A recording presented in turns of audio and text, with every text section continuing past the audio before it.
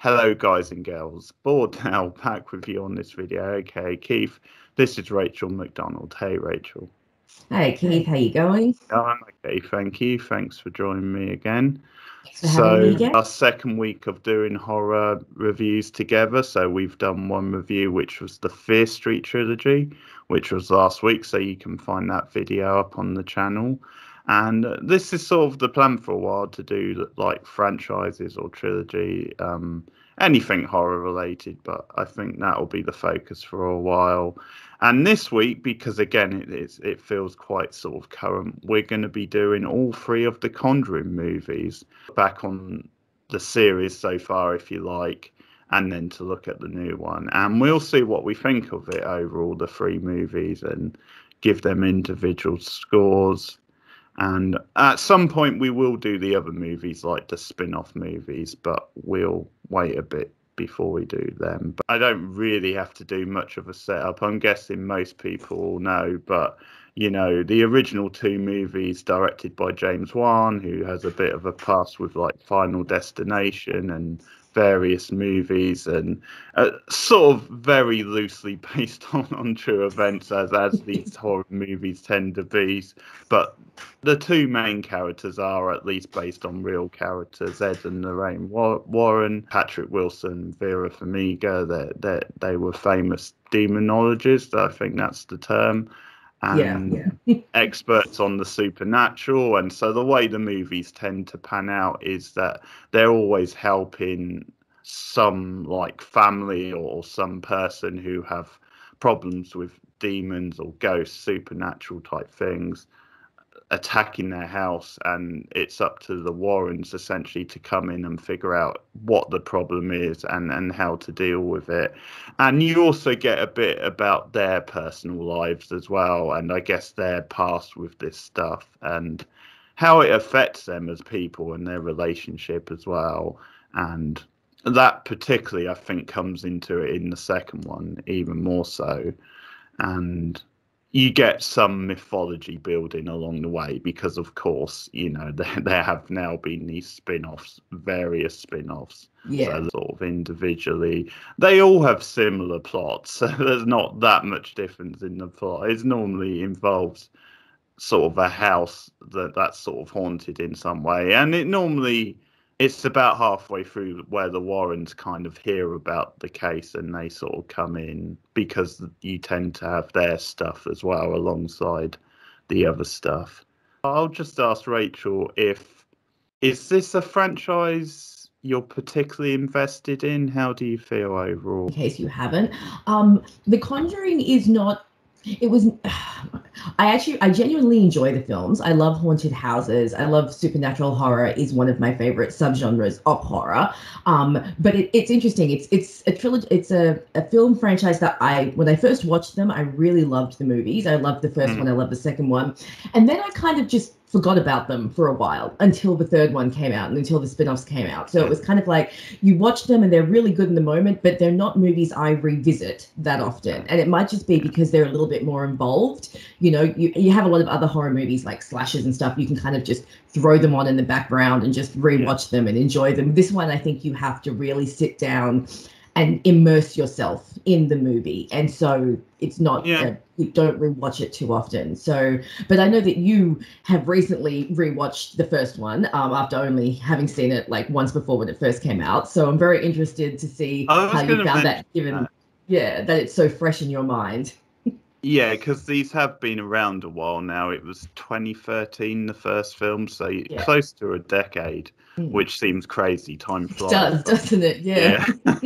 But yeah, I went to the cinema to see it at the time, and then for whatever reason, I didn't see the second one at the time. So I mean, I went back this week and watched it, and obviously saw the third one this week. As though as I was saying to you off air, I sort of went 3, 1, 2, which I'm similar in a way. I'd certainly with the first one at least, because that until this week that was the only one I'd seen. With the first one, probably just based on that, I didn't have massive connection to the franchise. I remember first time around enjoying that well enough, then it was quite a well made film. I sort of thought bits of it was generic, and that's kind of what lets it down. Okay. Obviously, I think what partly makes these films, before we really get into it, is, Patrick Wilson, Vera Farmiga, because they are really believable as that couple, and they're both really good actors. And if you are going to get like emotionally invested in the films as such, I think they're the reasons, really.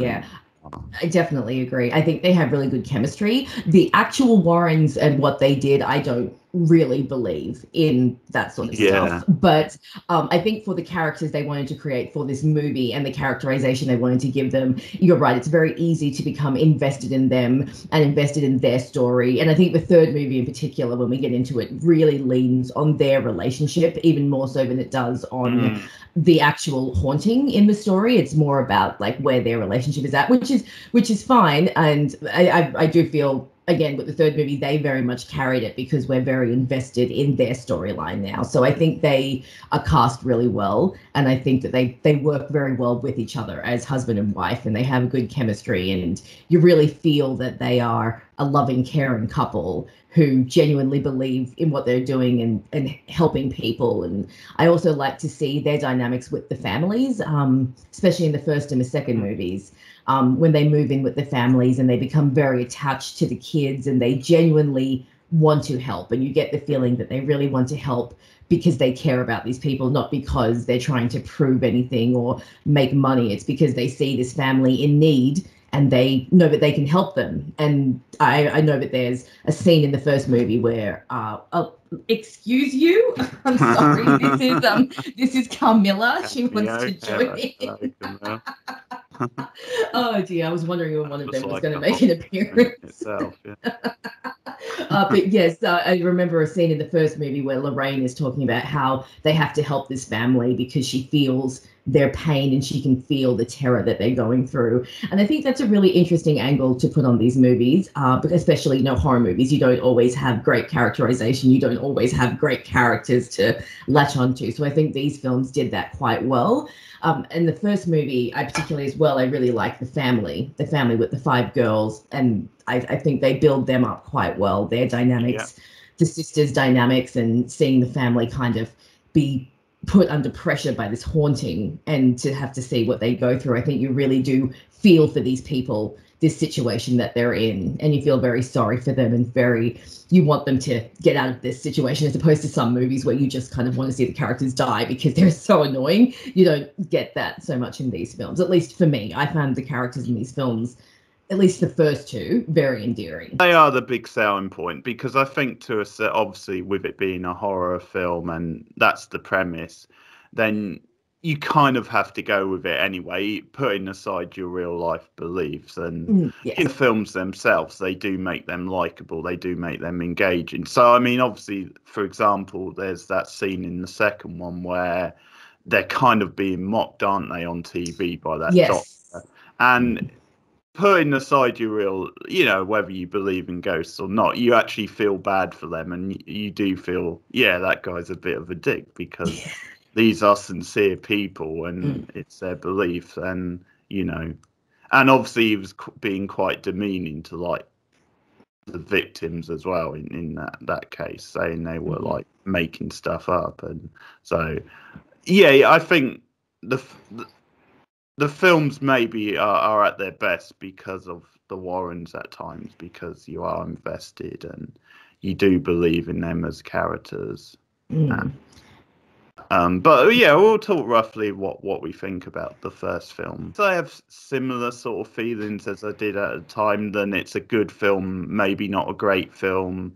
Then it is maybe partly let down by the generic sort of moments.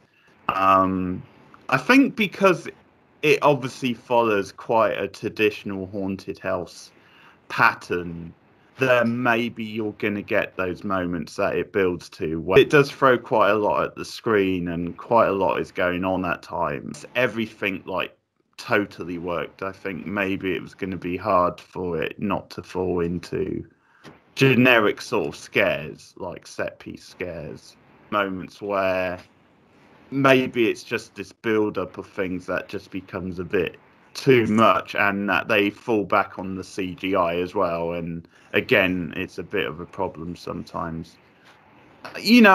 Supernatural, okay, with ghosts and stuff. I can understand a bit more using CGI, but you're sort of walking a tightrope where, yeah, sometimes it does stand out. Good scares in it. I think it's generally a well-directed movie by Juan. I like the period stuff. I think he captures the period very well, because the bulk of it is set in the 70s. We do start in the 60s, sort of introduce the Annabelle sort of subplot, if you like. Yes, actually, I will ask you why we're on that sort of subject, but do you think, looking back, because we've now had these spin-offs, do you think they were planned at the time? Do you think like they were introducing them because they knew, or do you think they were just... No, I didn't get that feeling. I think they just wanted. I actually really love the Annabelle opening. I think it's a great way to open the film, and I think it's a great way to establish what the Warrens do and who they are, and the kind of world they live in. Because I particularly love that they're brought to these people who think they're being haunted, and they point out, they say, no, your doll is not haunted. Your doll is the conduit through which this being is trying to get to you. It's a demonic force. And I think that very nicely sets up the demonic force in the movie, and showing that it's not always just a standard haunting. It's not always just this thing is haunted. It's that these beings can use these objects to kind of work through. So I think that when they first did that, they were just bringing it in because the Annabelle doll is a real doll. It's supposed to be a real thing. And so I'm guessing it's probably something that if you know about the Warrens, you know about the Annabelle doll. So they put this scene in so that people who already knew about the Warrens could have that kind of reference and kind of be familiar with that world. So, because I don't think they knew how big this film was going to be. I think with all films, it's always a gamble. You make a movie just hoping for the best. So I think what happened is they had this great opening, this ominous opening, and creepy dolls are always effective, especially for me. I find dolls very creepy. Dolls, puppets, masks, any kind of inanimate object that's not supposed to move and does is very creepy. And so they used it to establish the world, to establish the Warrens. And then when the movie became so popular, they saw this opportunity to then create the spin-off. So I don't think it was planned, but I do think it was a very effective opening. I really love the opening of the first Conjuring. I think that whole scene with Annabelle is really great. And the Annabelle doll is freaking terrifying. So And then of course it ties in at the end when the demon tries to use the Annabelle doll to get to their daughter.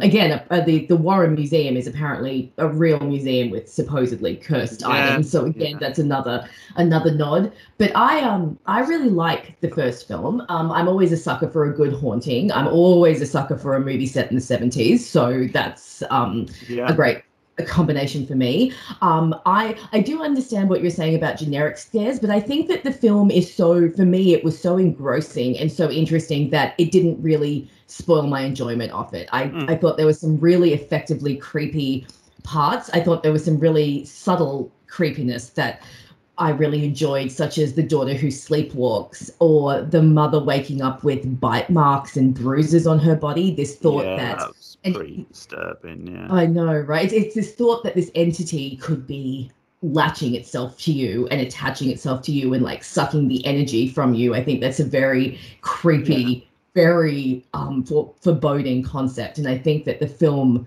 did that really well. And I liked that sometimes I like a good haunted house cliche, cold rooms, a bit of windy ghost,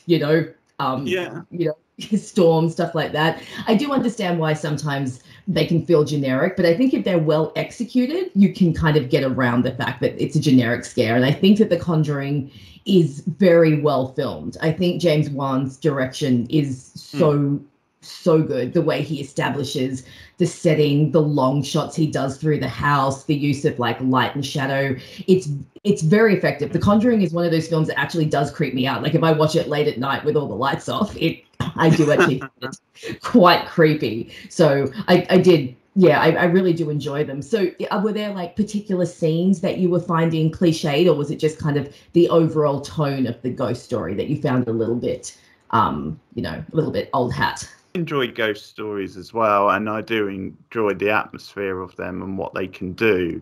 And this one, I do like how deep they go into like mythology and stuff. I mean, you said it about them talking about the demonic, and I really like actually that description near the start of the film, because that sets things up. And also they set rules which I sort of like as well. I mean, quite in more in the second film maybe, but this one sort of basic stuff which works well. I like the fact that the Annabelle doll is in the case. I sort of like, and you kind of know she's gonna end up getting Yeah. out at some point, but that's part of it being a horror movie. But Mm. I do like the fact that this is a serious deal. Like, don't take her out of the case. Yes. Just be this modern thing, because obviously in the past I think you've had great ghost stories where they've worked so well. There is no CGI, and because it's more about what you don't see and the suspense of it. Definitely. With this, it's maybe just because there is a lot going on, and because I just think naturally these films have to build to these moments. So maybe in a way it's not so much one's fault, but like maybe I think his direction is really good. I would agree with that. It may just be the fact that these films at some point have to show their hand. Yeah. And again, I'm not saying, because there were scares I really liked. Cast the family really well. Like Lily Taylor, really good actress. Played the mother, but yes, she was very good. As it went on, it just got a bit more hit and miss with the quality of, because there were some good ones with her, like the Bruise one. I think that's a good point, because that can be applied to particularly maybe being a female and being sometimes isolated in the house, and definitely, I think that can be a metaphor for like anxiety in real life. I did like the hide and seek stuff with the girl. And I did like, the sort of clapping in the dark and the way it appeared behind her at one point. And just the fact that the girl wasn't there, and she said, what was it? She sort of said that she already that she was elsewhere. Yes, she'd already hidden somewhere else. So the mother assumed she was in the closet. That was a great moment. That's like a fairly iconic shot from the scene where she's on the stairs and the hands come out from behind her. And again, just a very interesting way of putting a scare in. I do admit there were and again, you're going to get this with horror, with haunted houses. There were some jump scares where you're like, this is very obviously leading to a jump scare, because I think jump scares in general are hard to do because audiences are so used to them now. So I prefer the moments where there's just a lot of tension, but it just kind of keeps you on the edge of your seat. And sometimes I like it when you just have tension without payoff. You just kind of very, very, very, very tense. And then it's like, it doesn't quite let up. And I feel like this movie has quite a few moments like that. You mentioned before about, not seeing things, like it's scarier when you don't see anything, like what you imagine is always worse than what's on the screen. And that's one of the reasons that I think the opening scene is so effective, because you never actually see the damn doll move. It's just sitting there looking creepy. And you just hear the knocking, and all of a sudden it's appeared at their bedroom door, but you never actually see the damn thing move. And I actually think that is so much creepier than if we were to see it actually move its head or move an arm or something like that. Like, the unseen is always scarier, which is why I do find the climax of the film a little over the top when she finally gets fully possessed by Bathsheba, and she's screaming and she's vomiting up blood, and they're following her under the house, and it was a very, very big, over the top ending to what had up until then been a very quiet, low key movie. And I feel like the second movie leads into its climax a bit better than the first movie does, where we have these instances of the girl sleepwalking and maybe some mysterious figures being seen and some clapping in the dark. And then all of a sudden we're dealing with a full on possession of, the mother being possessed, and she's screaming and she's turning upside down. So I do find that when I get to the climax of the film, I do start to feel a bit fatigued. Like, okay, let's wrap it up. We spent 15 minutes on this exorcism, but let's move along a little bit. So. I totally agree, and I think that's one of my big things with the first film is then, Yeah, it's definitely OTT. It's very in your face, and it does take you out of the moment in many ways. I think sometimes maybe in some ways, especially after The Exorcist, and you've had various like exorcism films.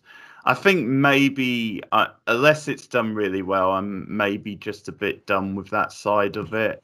Yeah. And sometimes it like in these films where they're just like it's a bit more upmarket, a bit more money into it, and I think they're just trying too hard to be like another version of that. I think Yeah. the Mm. climax was maybe that's a good example of actually where it didn't really work, and it was yeah, you need to calm down a bit.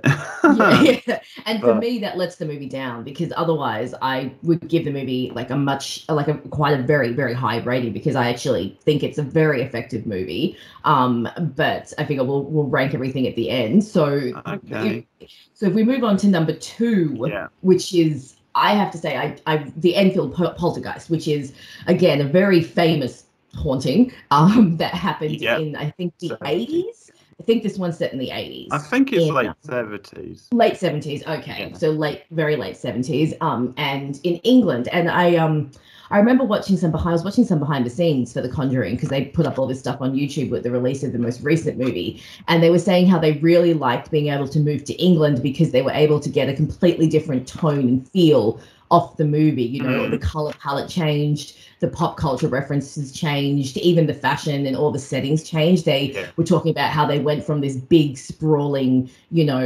American kind of farmhouse to this English house they had to work around the new set, and it gave them new things to do, and they were very excited about the setting. And I have to admit that does work a lot for the second because it helps to set the movie apart from the first one, give it its own identity and its own tone and its own feel. And the fact that this case was so much more famous than the first case, I mean, even I knew like lots about the Enfield Poltergeist when that movie came out. And I think they do, I Okay. find the second one really interesting in the way Mm, they set it up as a traditional haunting. So you think it's this old ghost Bill who is an old resident of the house. And I love the eventual reveal that it's not Bill, that it's the demonic force using Bill. And I think that again ties into the opening Annabelle scene where you learn that these entities can use yeah. other entities, can use other conduits to get their messages across and to create this kind of havoc and terror. And Valak I find her terrifying. Something Mm, about religious imagery is really yeah. scary. So I completely understand why she became so popular, why she got her own spin-off, why Valak has become kind of the iconic Yeah. um, bad guy from these films. So what did you think? Have you seen the second one before? No, this was my first time actually. Okay. How did you Um, go? What did you think? I agree. I'm with you. I thought the second one was really good. I think definitely a step up. Because yeah, I thought in terms of horror and it being scary, a step up. I think in terms of the plot, a bit more original. It didn't feel so much like the traditional, like way you would do one of these films. Yeah. You had the plots working side by side, and I did like the extra focus on the Warrens and how it was building up their relationship, their drama, and again the mythology. And I think probably that's one of the big selling points of these films is the fact that they are really going quite detailed into some of these like spirits and demons, whatever you want to say, and they're going quite because obviously the style of these films, they obviously have this very like docky drama type feel, or these like true life crime story type feels that we now are quite common for us to see, but probably when they did the first film back in 2013 it wasn't such a big thing. And I think they're definitely hinting at like some stuff that was obviously now is common, like sort of true life crime or true horror type podcasts. Yeah. I think the way it gets into the media side of things in the second film is definitely Yes. hinting at some of that. So that stuff is all good. That stuff with the Warrens, I like how it creates stakes, sort of thing, because obviously you have this sort of plot where Lorraine is having visions of what potentially could happen to them. I mean, first of all, she has visions of the past with this Amityville house and the murders there, which that scene was very scary, actually, very freaky. Yes, I really liked that scene. And again, another famous case that they managed to tie in. Yeah, and I think they do that stuff well. It doesn't really feel jarring, which can sometimes happen. That couple, I think you're really invested, and the fact that at one point it's a big part of the film, really. She believes that if they take on any more cases, potentially it could lead to it.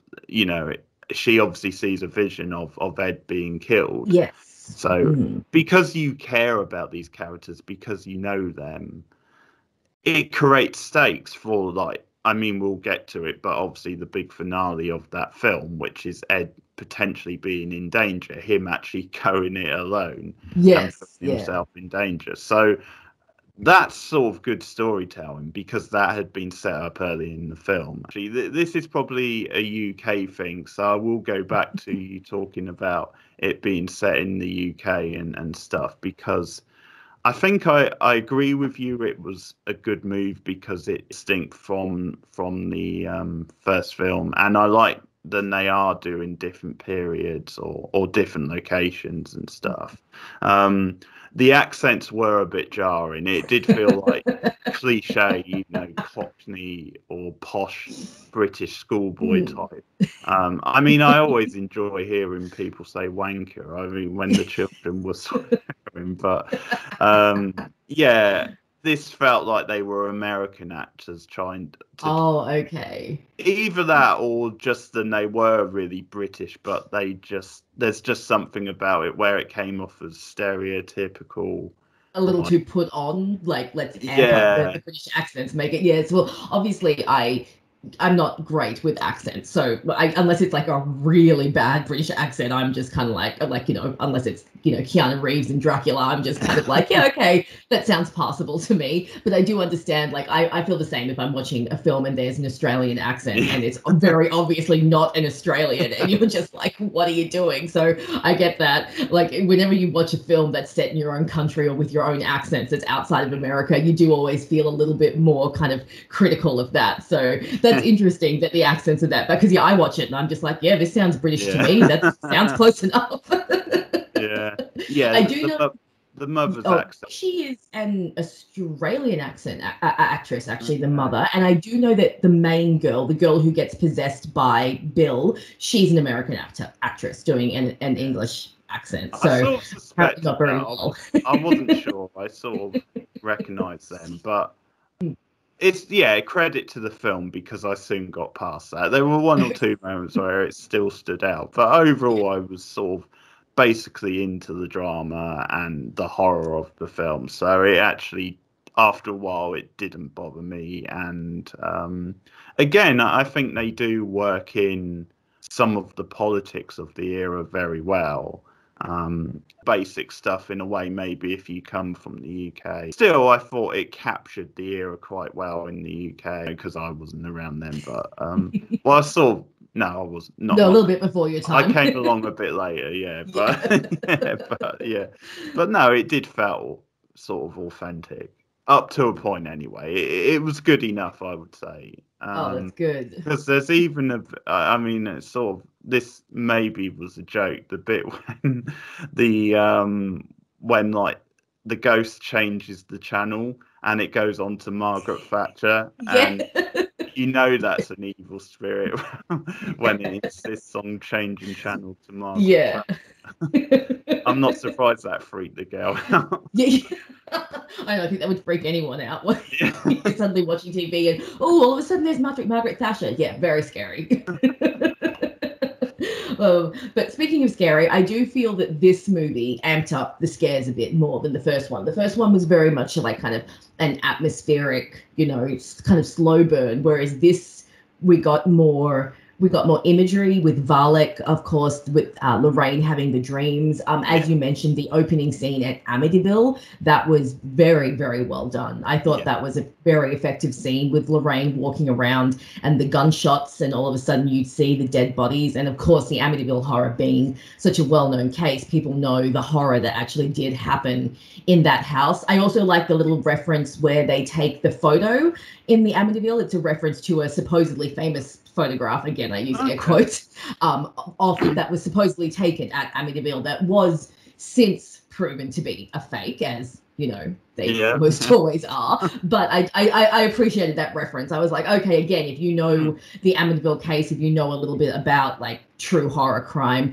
then that was a nice reference. And I thought that, again, I think the setting in England really helped with the scares, because you were able to have a very gloomy atmosphere, lots of rain, lots of cloud, you know, lots of blue tones and darker tones. And I have to say that the Bill ghost was very creepy, with his deep voice telling the girls to get out of his house. And, you know, just I also really liked, there's one particular scene where the girls are in their bedroom, and the older one, there's like a face behind her on the wall, and then it turns out to be a poster. But I thought that was very well done, because you're watching it and you're like, oh my God, there's someone actually there. And they turn the lights on. I was like, oh, okay, it's just a poster. All right. But it was a very like tense moment. And then, of course, you had new characters like what's he called? The creepy thin man? That's Charlie's Angels.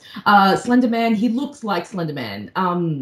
I forget the name, because they're talking about doing a spin-off. Yeah, I don't know if that's going to work. Like, but I did find him effectively creepy. But again, we're leaning on CGI with him. And I think, especially now that the movie is several years old, there are a couple of scenes with the creepy Jack Skellington dude that, for me, I was like, okay, that's very obviously CGI. And it took me out of the moment, because it was... Yeah, it was a weaker moment, because generally the scares were very good in this movie, and even more effective than the first movie, and more consistent. But that moment I wasn't so keen on. It might just be a case of them maybe just throwing too many different like characters or demons in there, and I agree that did come across very sort of CGI, and just maybe just one that we didn't need so much. No, because you didn't really add much to the story. We already had Bill, we already had Valek. Adding another one, it was like, it just became too crowded.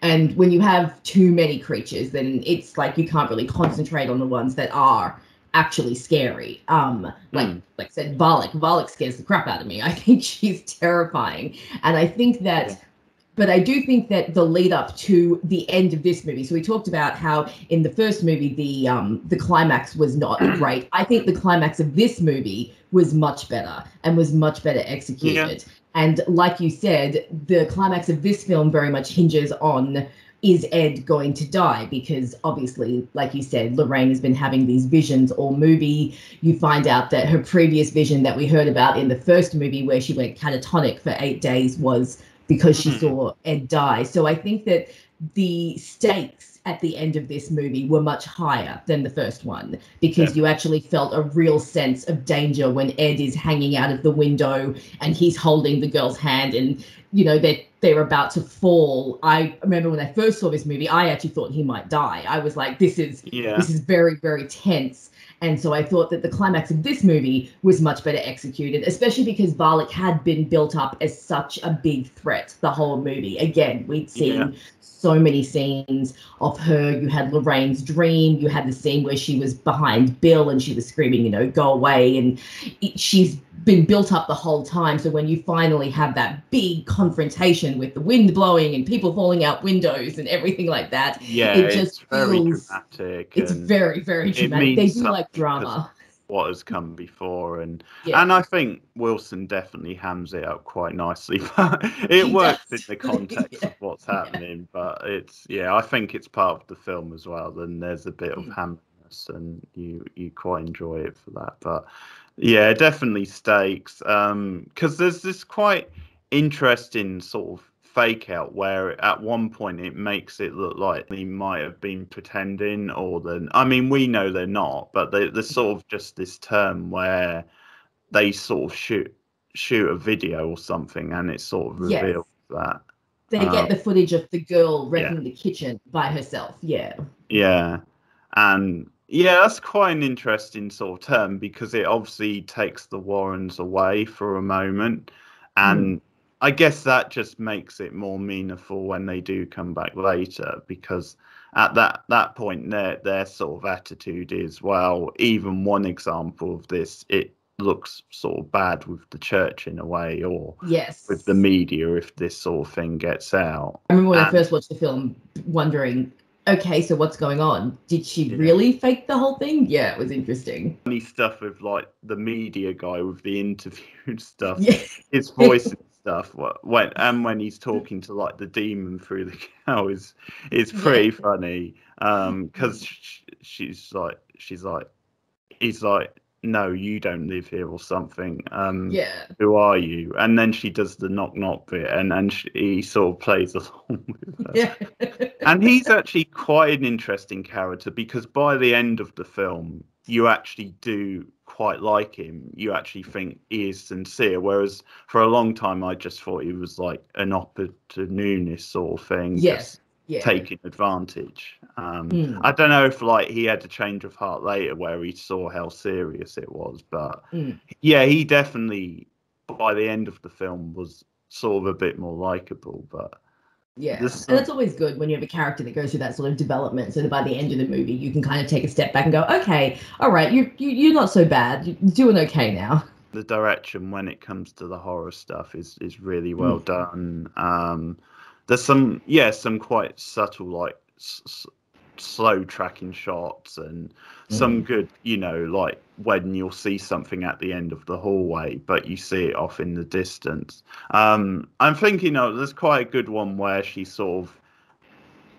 just looks at like the tent or something like in the background, and then she like goes and lays down, and then I really like how the toy truck or whatever it was then came into shot. Yes, yeah. Like the sirens went off. That was a pretty cool moment. Sometimes it's just something like that. Like I think that horror movies, sometimes they forget that sometimes less is more. Again, it's always like your imagination is always so much worse than anything that can be shown on screen. So when you have small moments like that of a truck just like a toy truck just coming out by itself, or a doll just suddenly showing up at your doorstep, or just like these little, or even I always like the moment in Lorraine's dream where she sees Valak for the first time, and Valak just kind of slowly just walks out the door, and it's just little moments like that are just so effective because they just leave so much up to your imagination. And I think that this film, was really good with the scares, and it didn't seem to have as many jump scares. It didn't seem to rely as much on those from my memory.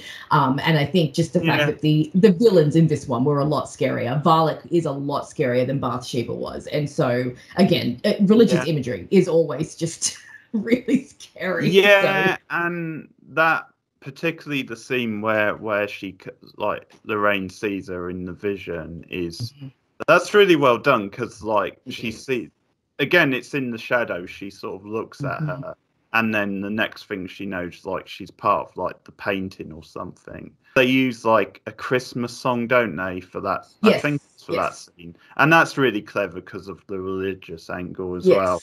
It's that thing of making, this more what's meant to be a more friendly, like, Christmas type of, twisting it around into something quite sinister. So I always like when movies do that, when you take something that I think that's why children work so well in horror films. It's why children's toys work so well, because there are these objects and these things that are supposed to be innocent, that are supposed to be happy and pure, and when you make them evil and you turn them on their heads, you get very creeped out. So I agree. The Christmas music worked really well. The religious imagery works really well. The doll. I think this franchise is full of so many iconic, iconic characters and imagery. Everyone knows Annabelle. Everyone knows Valak.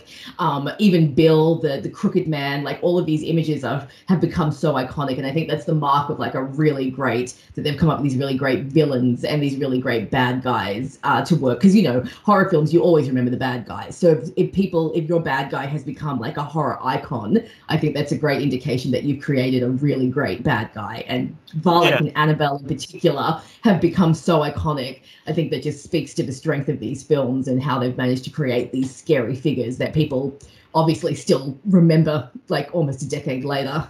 Recent years, I've gone to Fright Fest in the UK. Oh, that's cool. Yeah, I volunteered there, which really good experience. But Oh, yeah, there's this regular who goes there who, like, on every day of the festival, he dresses up as a different horror character. And on one of the days, he dressed up as like the nun, as that character. So I think that that's is so cool. it sort of cements that status in a way as Mm. like a horror icon, because obviously other days, like one day he came as Chucky, and there was I think he came as Jason at one point. Oh, So nice. it's sort of it does say something, the fact that he also chose that character alongside his established like horror icons. So yeah, yeah, that's very a good busy. example. Second movie, very, very good. The third movie, on the other hand, let's talk about The Devil Made Me Do It. I saw it at the cinema a few weeks ago, but I believe you watched it just in the last week and were not too impressed. So No. let's hear your thoughts on that. Okay, one. so let's just say different directors. So I think that's part of the difference. Yeah. Michael Chavs, who also did The Curse of La Llorona, he directed that, which we'll get to. I don't think he knows how to direct horror. I think that's the problem. Some of his direction outside of those scenes was sort of fine. I didn't think there was much wrong with maybe the direction outside of the horror moments, but the actual horror moments, I just thought he just didn't have it. I thought there was a lot of like really annoying like slow motion shots that he just did too many times, and he just over-egged it to the point where it just stood out as trying to be quite cool and edgy and not really adding a lot. There wasn't a lot of atmosphere. I think one of my pet peeves with maybe modern movies, particularly horror movies, and it stood out in this one, is nearly every scene is in like darkness, like almost. No, I hear you. Literally every scene, it doesn't make any sense, and it's this obsession that they think if you make it like really, really dark in every scene, that makes it scary. No, that's not the way it works. I was literally just talking about this with a friend. Sorry, I interrupted you. You keep going. Yeah, and it takes you out the film, because obviously in the earlier films we liked the fact that you had a sense of a period style. You obviously followed these characters because you do need that as a way into the characters in the film, and then you can like go to the darker stuff and the horror stuff later. But in this, I think every scene looks pretty much the same, and I think that's part of the problem, is there's no distinct style to it. Because in the earlier films, even if they were like horror-wise not very good at all, you could at least give them some points for that. But in this, I can't really. It fails as a horror movie, and it fails as just a movie which looks convincing, almost looks sort of realistic, and it doesn't have a distinct sort of style. I don't know why they do this in modern. It happens a lot in horror, but I think modern movies in general, I think a lot of blockbusters, they sort of do this as well. I actually want to see what's happening at that point. So, as you can't see them and what's happening, then it's going to be scary. You still have to know how to direct these scenes. So it was very, very bland. The opening scene was very generic with the exorcism, and I think this again comes down to me being maybe done with this stuff unless they can do it really well and just do something else with it, do something different. But again, it was very OTT, very in your face, rubbish CGI and kind of if there was makeup effects. But it's sort of ironic, isn't it? Because obviously we're praising the other two movies for the way they opened. They set out their stall very well. And this film set out its stall in probably the weakest possible way. probably this film is like, well, you sort of know these characters, so we'll just throw you in with this sort of generic type of scene. But for the first time, I actually thought, although I think they were good at some points, but I actually felt like Farmiga and Wilson was winging it a little bit, like that, like we are here more for the paycheck. We maybe dialing in a bit. didn't want to do. They did actually look like quite bored at times, and they weren't given a whole lot to do. About some of the other characters, because you obviously have this main sort of couple, and this, because the way it sort of starts off is you have this child who's like possessed, and the Warrens, that's like the case they're doing. But the way it works out is like the possession sort of moves on to, is it Arnie, the name of the character? Artie or Arnie? Babysitter, wasn't he? Something like that. He was the boyfriend of the baby. Was she the babysitter, or was she like? See, this is the thing. I can't even remember. Was she the babysitter, or was she like maybe she was like, I think she was the sister. Yes, so he was the boyfriend. Arnie, it's Arnie. Arnie, yeah. Right. So that becomes the plot where they think essentially all danger is past, because David, the brother, he sort of cured, but they don't realize it's passed on to Arnie. So then that becomes a plot where they then jump forward in time, and you have Arnie, who's in a relationship with, I think Debbie, her name was the girl, the sister, and again you're sort of jumping between the two plots. But what did you think about these characters? Yeah, I wasn't a massive fan of this one. I think I agree with what you're saying in that, or when you mentioned how dark it was. I was literally just talking about this with a friend like 2 days ago, how horror movies have started to do that, how movies in general have started to do that. It's like, no, we would actually like to see what's happening on the screen. That would be nice, considering that's the main form of when you watch a movie, you want to see what's happening. But I agree that the characters were not very engaging with this one. I think that the only reason that I enjoyed it really at all was because I still do think that even though they were not as good as the first two, that Vera and Patrick were still quite good in this one, that again, I really like the Warrens and their relationship. I really like that. I thought it was interesting when they gave Ed the heart attack and they had him have health problems, and they were showing how that was affecting their work, and how I really, really loved the build up where he kept forgetting his pills, and then right at the end, she had it in her locket. I thought that was such a great moment for their relationship to show how she thinks of him, and how, they've been married for so long and she knows him so well that she knew that he would do this again. So she came prepared. I thought that was a great character moment. But I did feel in this one, so with the first two movies, they move in with the families, they connect with the families, they become friends with the girls.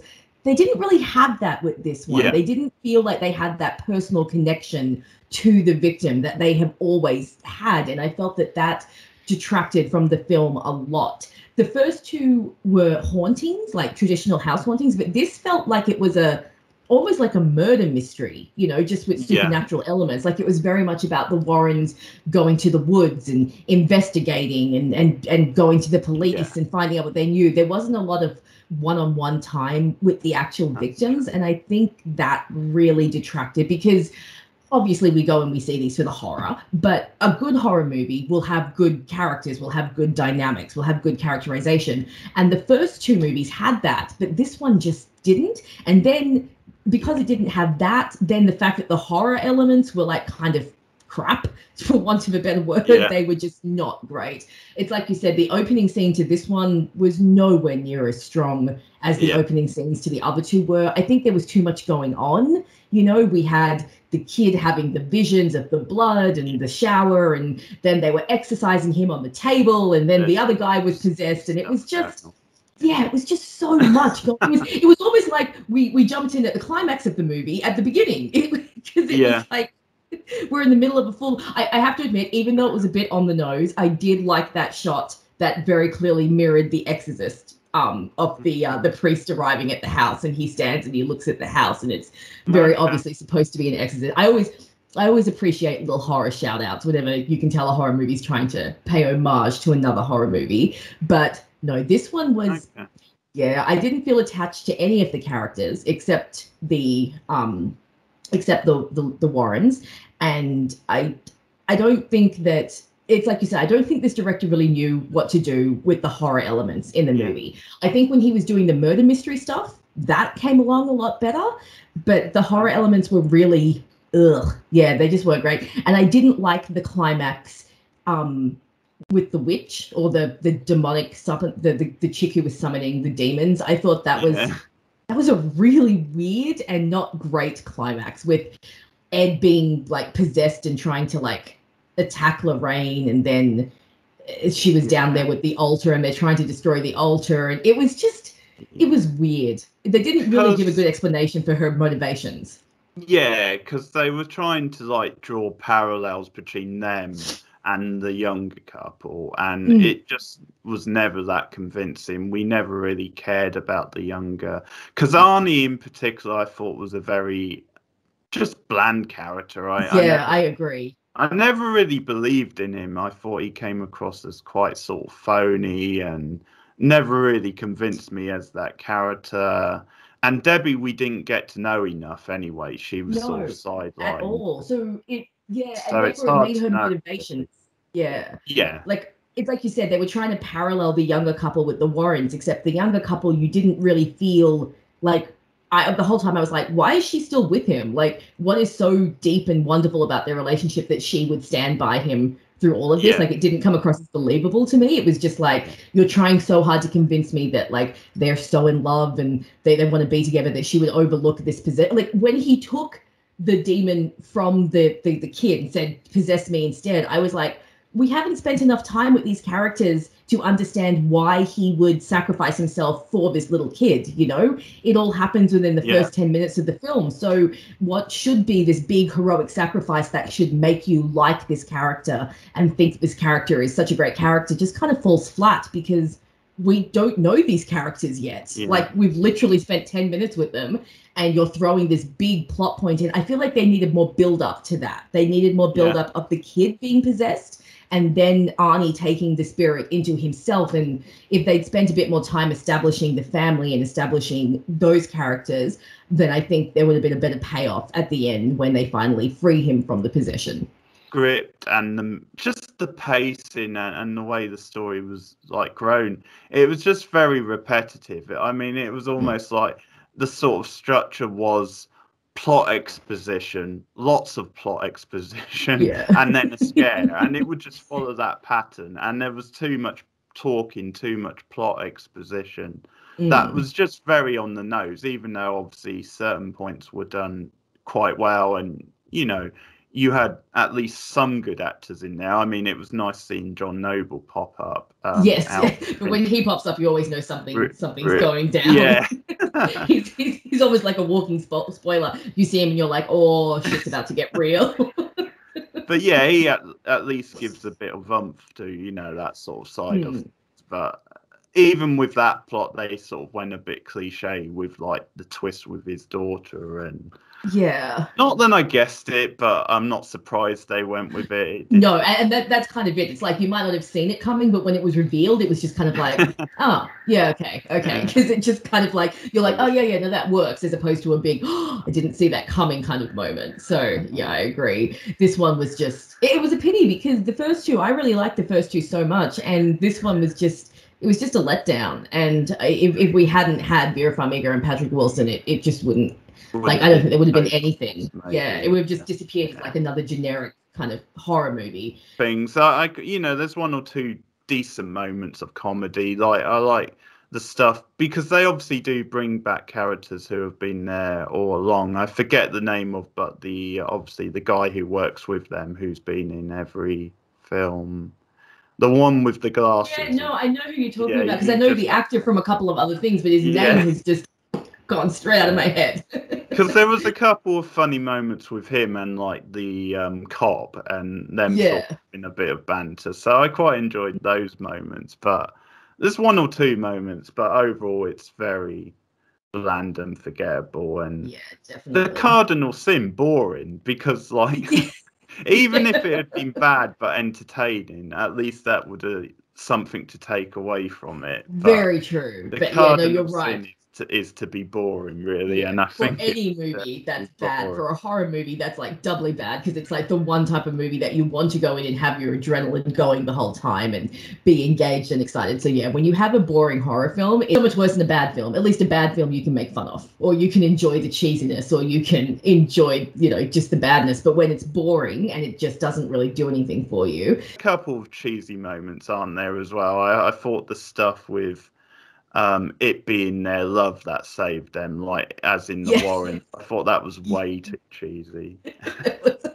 And again, it was like if you compare it to the second movie where they very much do play on their relationship, but it's done in like a much more organic kind of way, and it's not so much like their love that saves them as it is just the strength of their belief in each other and their determination not to let anything happen together. But yeah, no, this one, yeah, I did find that cheesy and kind of out of place for a kind of a horror film of her being like, Ed, remember us, remember who I am. They had like those flashbacks of them at like the carousel, and I was just like, what is this? This is not a romantic comedy. This is a horror film. Why are you showing us scenes like that? It was it was cheesy. And again, it's a bit of a pity because this relationship they've done it so well in the previous two movies. They managed to show this loving married couple without leaning on those kind of like cheesy tired tropes. And then this movie, it just got really, I don't know what happened. Like as you said, maybe it was the director. I mean, because James Wan was a producer on this one, so he did at least have a bit of a hand in it. But yeah, the direction was not great. The script was not great. It's like you said, there were some really weird pacing issues, and it just felt very disjointed. I felt like sometimes we were just kind of moving from scene to scene to scene with like no logical explanation for why we were moving from scene to scene to scene. It's like they just wrote down, we're like, okay, we need to do this, we need to do this, we need to do this. And then they just didn't think of how to actually make it cohesive. So it was just like, okay, now we're in the woods, now we're investigating, now we're back in the jail, now he's trying to kill himself. Now it was just like, there was no, they hadn't really thought anything out. They wanted to make a new Conjuring movie, and it felt like it was rushed. Like they didn't take the time with it that they did with the first two. Group of people who think that this is like the best one.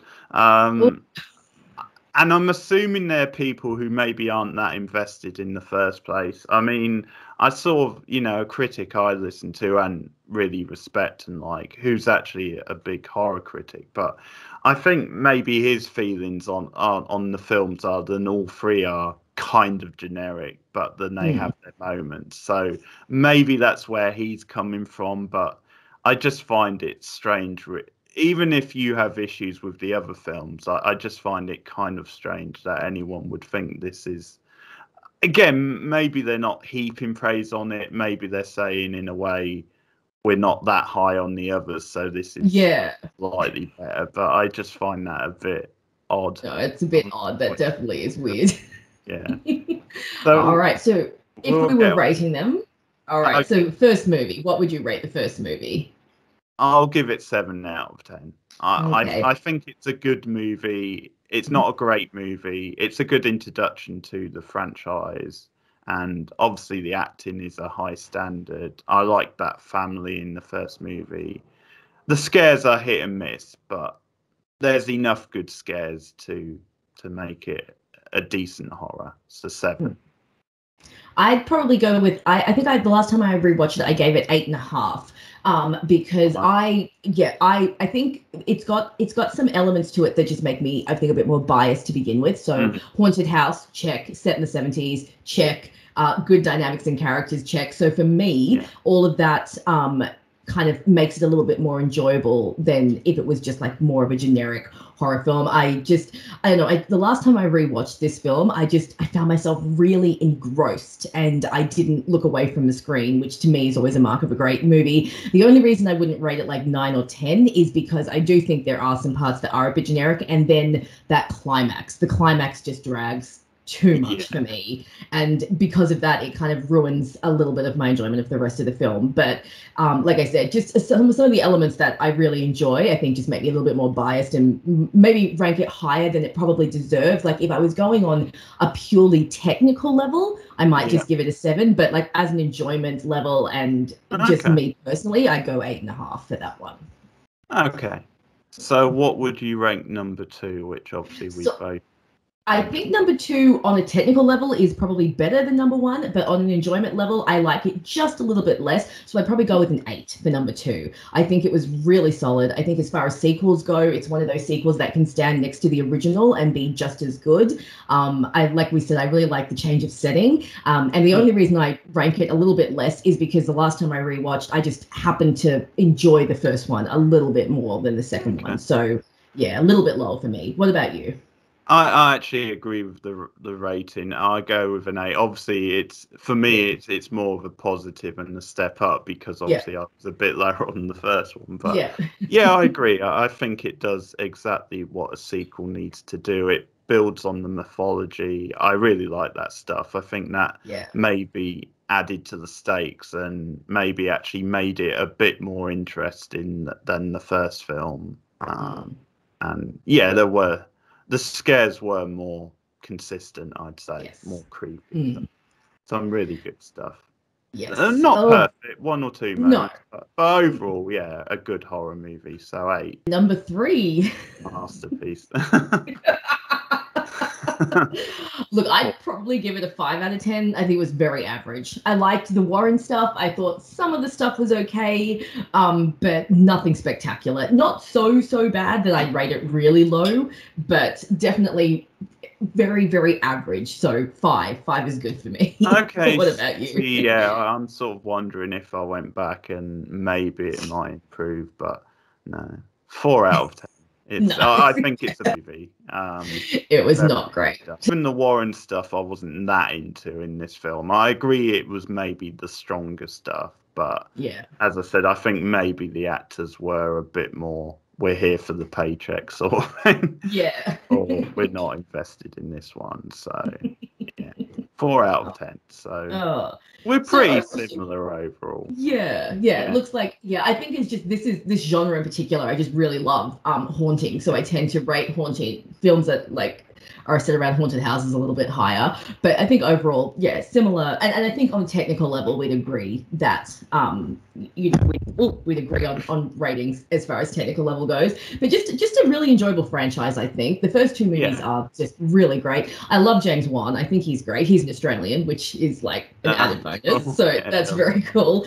And I think he did a great job with the first 2. And I think it was a mistake to not bring him back or have him direct the third one. But I do also wonder how he would have gone directing the third one because the story is so different. Like the first 2 have very similar stories and follow very similar structures, and this would have been a completely different type of story. And so it would have been interesting to see what he would have done with it if he had come back to direct. I don't know that he could have saved the movie. The script itself was not a strong script. So there's only so much you can do with a bad script. Enjoyable franchise, I would say, overall. Not one of my favourites, not one I'm that invested in. But I think just as a hardcore horror fan, we enjoyed going back to these things. Yeah.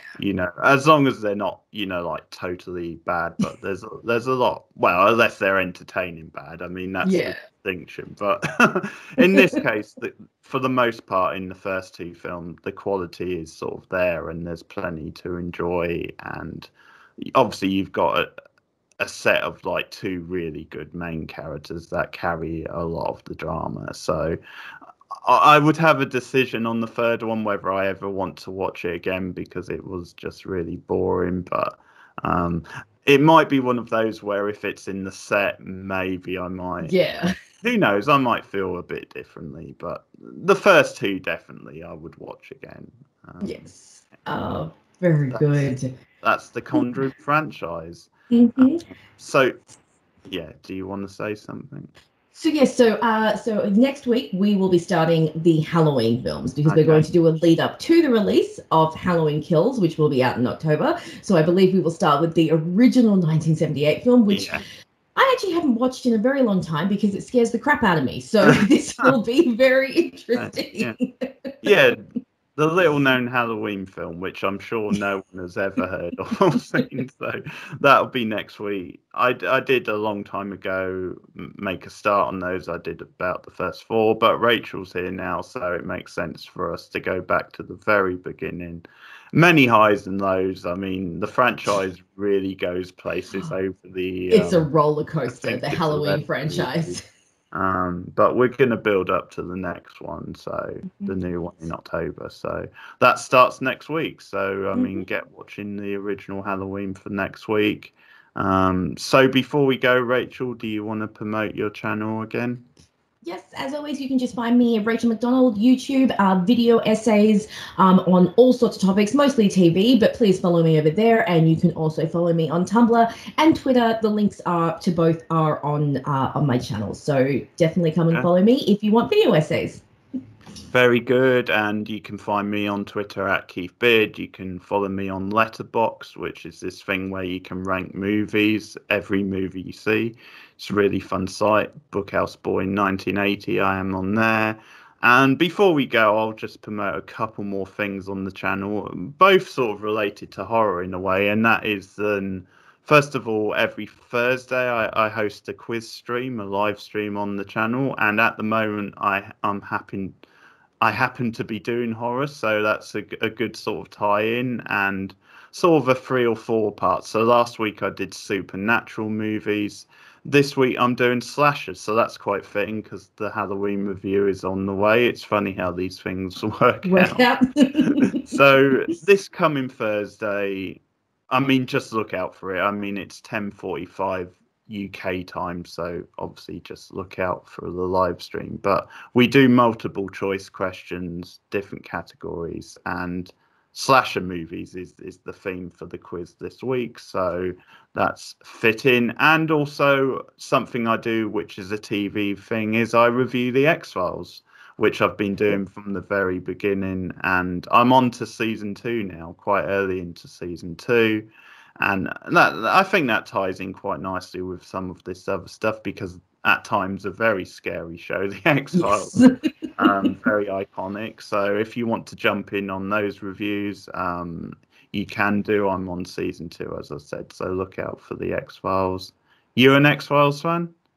I have seen some of it. I love any 90s TV show, but it was kind of one of those shows that I wasn't really allowed to watch as a child, so I didn't get to see much of it. I have seen all of season 1, and I've seen bits and pieces of episodes here and there. So definitely a show that I will eventually sit down and watch when I actually have the time, because I did really like it. And of course, everyone loves Mulder and Scully and their dynamic, which pretty much carries the show. So I will definitely check in on some of those reviews. Very good. So you can find those on the channel. So that's us done. Next week will be Halloween, the original. Like and subscribe as always. Share it out. And we'll see you guys again soon. Thanks. See you guys later. Bye.